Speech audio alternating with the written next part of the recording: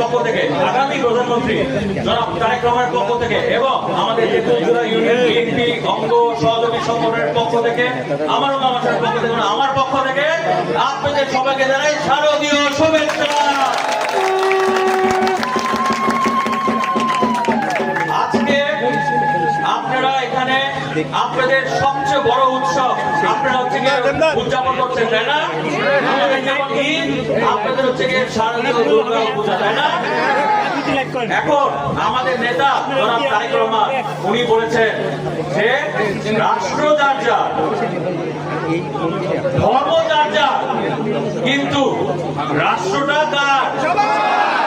ধর্ম যার যার, রাষ্ট্রটা আপনাদের আমাদের সবার, তাই না? উনি আরেকটা কথা বলেছেন, ধর্ম যার যার, নিরাপত্তা পাওয়ার অধিকার। আপনারা কম নিরাপত্তা পাবেন, আমরা বেশি পাবো, আমরা কম পাবো, আপনারা বেশি পাবেন, এরকম না। আপনাদের আমাদের সবার সমান নিরাপত্তা।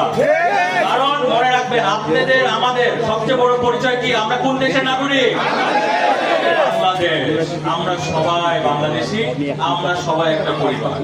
এই যে দেখেন, দীর্ঘ 17টা বছর একটা গণহত্যাকারী খুনি সরকার ছিল।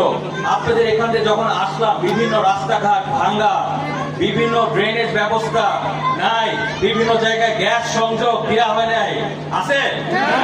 রাস্তা ভাঙ্গা, ড্রেনেজ সিস্টেমের অবস্থা কি? খারাপ।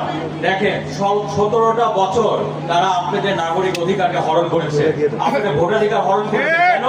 আপনাদের ভোটাধিকার প্রয়োগ করেনি। কিন্তু আমরা হচ্ছে কি জনাব তারেক রহমানের কর্মী, আমরা দেশের এবং খালেদা জিয়ার কর্মী। আমাদের রাজনীতি হচ্ছে কি জনগণের উন্নয়ন ঘটানো।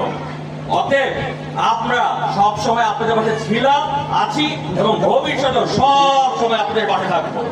এই জন্য আমাদের জনাব তারেক রহমান উনি বলেছেন যে আপনাদেরকে জানি আপনারা সুন্দরভাবে মন খুলে বুক ভরে এই পূজা উদযাপন করতে পারে। আমাদের বিএনপি এবং অঙ্গ সহযোগী সংগঠন আপনাদের পাশে আছে না পাহারা দেওয়ার জন্য? একই সাথে আমাদের আনসার ভাইরা আছে, পুলিশ ভাইরা আছে, তাই না?